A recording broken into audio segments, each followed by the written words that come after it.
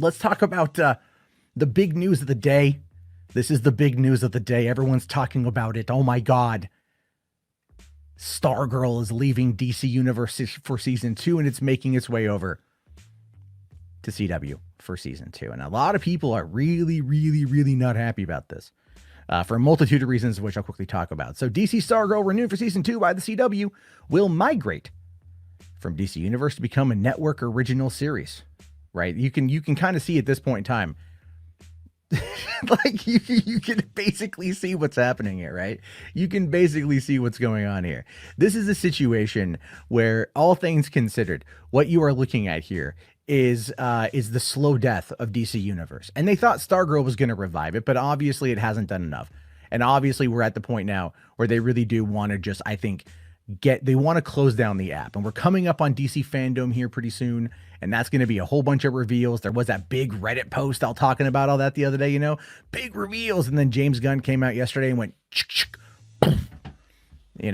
took it out, executed it without any prejudice, just absolutely decimated that rumor to the point of where people were like, no, but it got the DCEU leak subreddit a little bit of, mainstream press play. So they're happy on that one here. But really, DC Universe as a whole it's been on its way out for a while. We all can agree on that one, right? So here's why.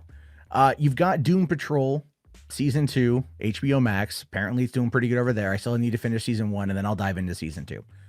You've got Harley Quinn on DC Universe, but also co-airing on Sci-Fi to gain the audience off of Sci-Fi. Surprisingly not edited, and I give them a lot of props for allowing the show to air as is, which is such a great show. If you haven't seen Harley Quinn, you are missing out. Bane is just so innocent. It's so hysterical. He's such a good character. The whole show is full of great characters. It's such a good show. But then that's moving over to HBO Max as well, seasons 1 and 2, which leads a lot of people to think that season 3 is going to be announced to DC Fandom. And Titans is probably going to be moved over to HBO Max as well, or maybe Sci-Fi, or maybe CW. I think, Swamp Thing going to CW, I think is just kind of the start, the tip of the iceberg. They want to see how well it does. Now, a lot of people have been coming to me over this, and they're going like, but Matt, but the CW is going to ruin Stargirl. Well, maybe, but let's quickly address why I'm not entirely too certain that's going to happen. So for one, Geoff Johns is running the show. Through his production company, it's his creation. He's running the show. Like Geoff Johns, hate Geoff Johns. This is his baby, and apparently people like it. So this is his deal. Now, CW is going to provide funding and distribution. That's what they're going to do. So they are going to have some say probably, but right now they are doing a co-production between DC Universe and CW, and it seems to be doing better on CW, so they're not going to want to mess with the good thing.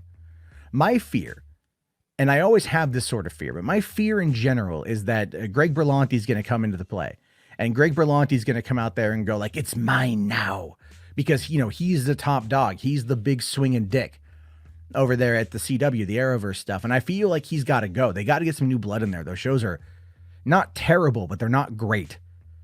They've been declining in viewership time and time and time again because it's so much. And it's just like, get off of this 22 episode season thing and bring more concise, direct storytelling. And that would help out. So you've got all that. Now, what you've also got is the fact that DC Universe just was never able to really, I think, actually get the traction it wanted. They, HBO once, but the thing is that was created before, that was created before, what's it called? Oh, God damn it. That was created before HBO was purchased, or they were all purchased by AT&T. So I think that's going to be something that a lot of people are going to probably want to keep an eye out on. I think they're going to want to try, they're going to want to migrate it into HBO Max now because it just seems to make the most amount of sense. You can actually get, I think, a DC Universe subscription through HBO Max, or it's vice versa. You could add for like $5 a month. You get another service. And if they keep that aspect for like people who want to read the comic books, that's pretty cool, but I don't know if people are going to want to drop $5 a month for access to a digital repository. all things considered, everything on DC Universe streaming wise should be on HBO Max, you know. Because here's the thing, I have HBO Max. I don't plan on going back to DC Universe. I've seen the writing on the wall for a long time. I'm good. I'm very good on that one. So I think it's okay. I think that's where we are. But that's yeah.